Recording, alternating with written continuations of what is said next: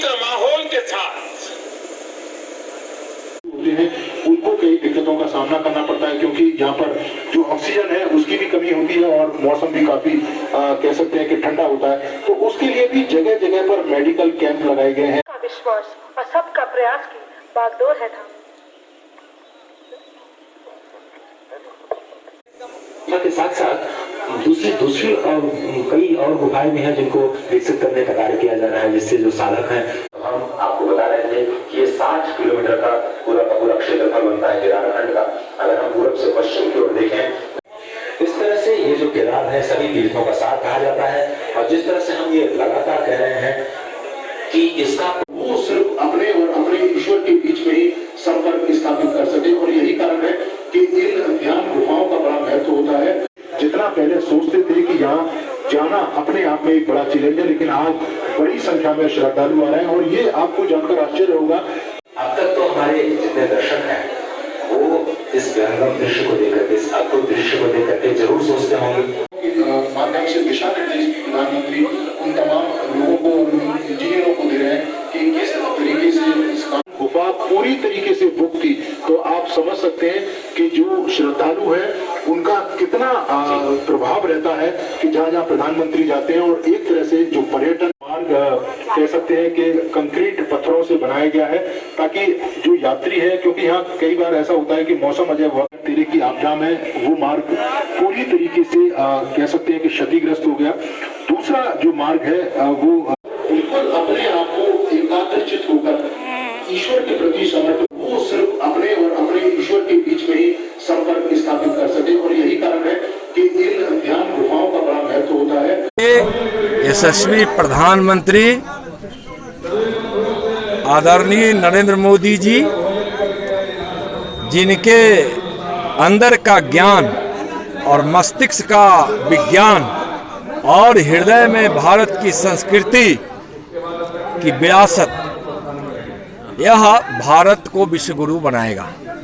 आज आदि शंकराचार्य के उस प्रतिमा जिसका आज पुनरुद्धार हुआ है, शंकराचार्य जी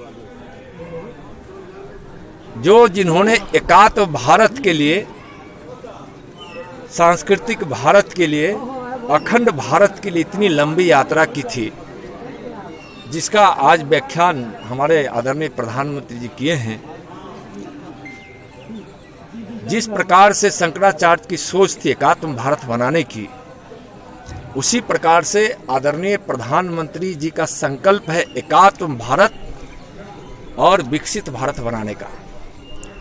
प्रकृति के प्रेम, प्रकृति के प्रति प्रेम, संस्कृति के प्रति श्रद्धा और अंदर गरीबों के लिए प्रेम, यह प्रधानमंत्री जी की विशेषता है। आज इस युग के उनको जो कह दे, आज प्रधानमंत्री जी को संत महात्मा कहे, आज प्रधानमंत्री जी को गरीबों का मसीहा कहे, आज प्रधानमंत्री जी को विकास का भगीरथ कहे, आज एकात्म भारत के पुरोधा कहें, शक्तिमान भारत के आज एक ऊंचा व्यक्तित्व कहे, जो दुनिया भर में आज यश प्राप्त कर रहे हैं। निश्चित रूप से विवेकानंद की वह भविष्यवाणी जो भारत के विषय में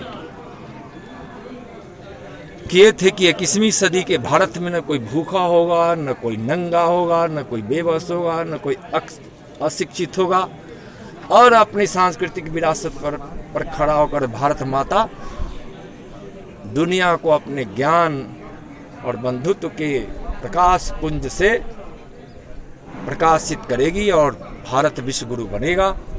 आज 21वीं सदी भी है और विवेकानंद के बचपन का नाम नरेंद्र,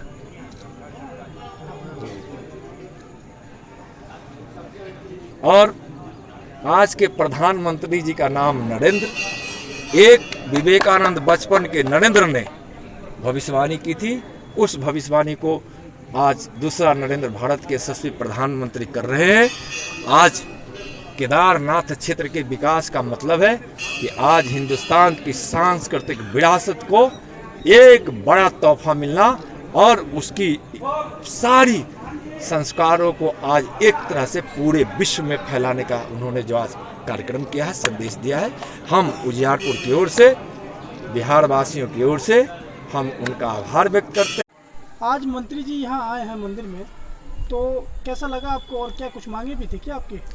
मंत्री जी जो आए आज 3 मुद्दा वो रखे कि संस्कृत के लिए जो है एक जो यहाँ पर संस्कृत बगल में जो विद्यालय है तो इसके विकास के लिए ऐसा हो कि यहाँ पर जो बच्चे संस्कृत पढ़ने वाले हो उसके लिए अच्छी व्यवस्था की जाएगी और एक संस्कार केंद्र माननीय गृह राज्य मंत्री नित्यानंद राय जी के द्वारा खोला जाएगा। और उसके बाद जो है इस मंदिर के विकास के लिए और आदिगुरु शंकराचार्य का जो एक प्रतिमा, सुंदर सा प्रतिमा मंदिर के प्रांगण में कहीं पर भी लगाने की बात कहे हैं और इनके लिए हम माननीय मंत्री नित्यानंद राय जी को साधुवाद देते हैं। तो उन्होंने जो घोषणा किया है उसके लिए। आप मंडल अध्यक्ष हैं और पंचायत में आपके और भी समस्याएं हैं, तो उसके लिए क्या अवगत कराया कि नहीं? जी बिल्कुल, आज हम माननीय नित्यानंद राय जी को जो समस्या है उससे अवगत कराए हैं। हमारी समस्या है जो बख्तियारपुर और ताजपुर जो रोड है उसके लिए हमने आवाज़ उठाया है कि ये रोड 2015 में ही बनना था, लेकिन अभी तक 4 लाइन नहीं बन पाया है। इस पर जो है से जोर देने की बात है और हम कहे हैं कि इस पर जो है जोर दिया जाए। और उसके बाद हमारे पंचायत में चकपहाड़ पंचायत, जहाँ का मेरा गृह पंचायत है, वहाँ पर ढोरैया चौड़ है एक, जहाँ की जल जमाव की समस्या बनी हुई है और सैकड़ों एकड़ ज़मीन में जल जमाव बना रहता है, जिससे कि सैकड़ों किसान इससे जो है से बहुत दुखी रहते हैं कि एक धान का फसल तो नहीं हुआ और जल समस्या के कारण जो है से आने वाला जो रबी का फसल है वो भी प्रभावित हो रहा है। तो निश्चित तौर पर हम मांग किए हैं कि किस प्रकार से जो है से इसके जल निकासी की जो है प्रक्रिया शुरू हो और जिससे कि किसानों को लाभ हो। भारतीय जनता पार्टी मोरबा उत्तरी मंडल अध्यक्ष पंकज कुमार सिंह।